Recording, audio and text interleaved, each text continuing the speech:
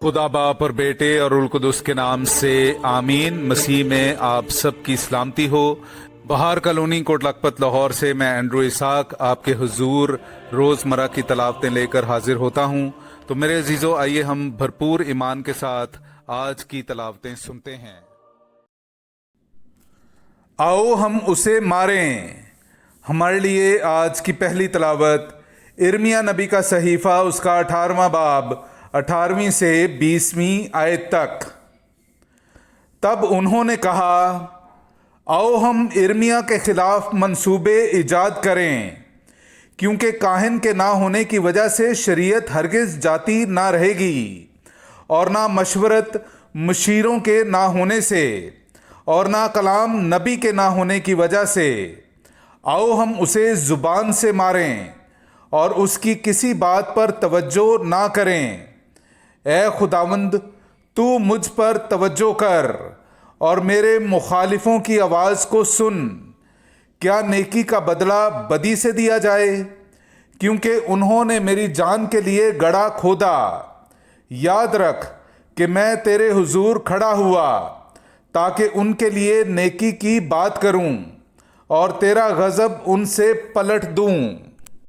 पाक कलाम का पढ़ा और सुना जाना हम सब के लिए बाइस बरकत हो। खुदा का शुक्र हो। मेरे अज़ीज़ों, आइए हम आज का जमायती ज़बूर सुनते हैं। ज़बूर नंबर 31, उसकी 5वीं से 6ठी और फिर 14वीं से 16वीं आयत तक। और आज का हमारा जमायती जवाब है, ए खुदावंद अपनी शफ़क़त से मुझे बचा ले। ए खुदावंद अपनी शफ़क़त से मुझे बचा ले।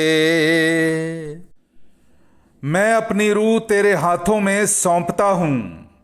ए खुदावंद खुदाए सादिक, तू मुझे बचाएगा।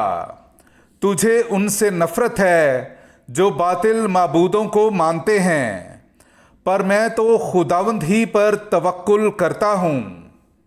जमायती जवाब, ए खुदावंद अपनी शफ़क़त से मुझे बचा ले।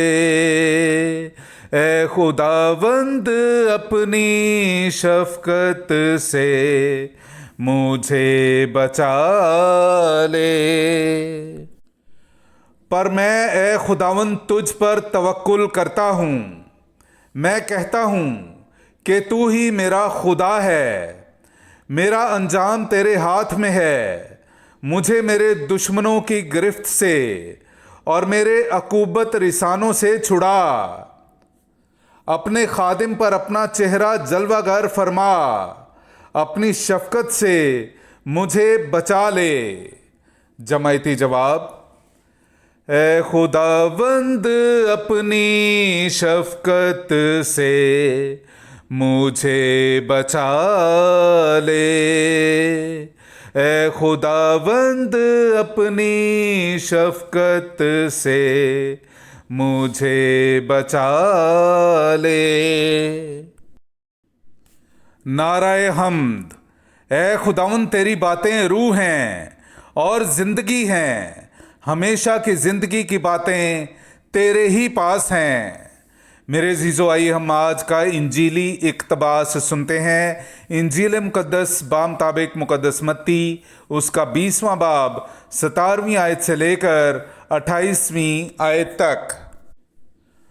और यीशु यरूशलेम को जाते हुए 12 शागिर्दों को अलग ले गया और राह में उनसे कहा, देखो, हम यरूशलेम को जाते हैं और इब्ने इंसान सरदार काहिनों और फ़कीहों के हवाले किया जाएगा, और वो उसके कत्ल का हुक्म देंगे और उसे गैर कौमों के हवाले करेंगे, ताकि वो उसे ठट्ठों में उड़ाएं और कोड़े मारें और सलीब पर चढ़ाएं, और वो तीसरे दिन जी उठेगा।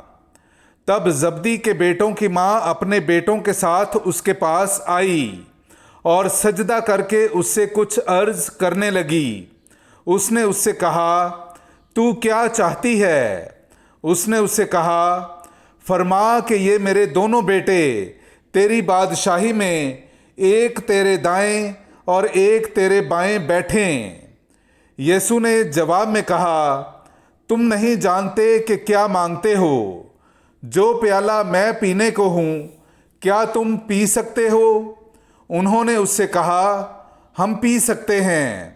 اس نے ان سے کہا، تم میرا پیالہ تو پیو گے، لیکن اپنے دائیں یا بائیں کسی کو بٹھانا میرا کام نہیں۔ یہ ان کے لیے ہے جن کے لیے میرے باپ کی طرف سے مقرر ہوا۔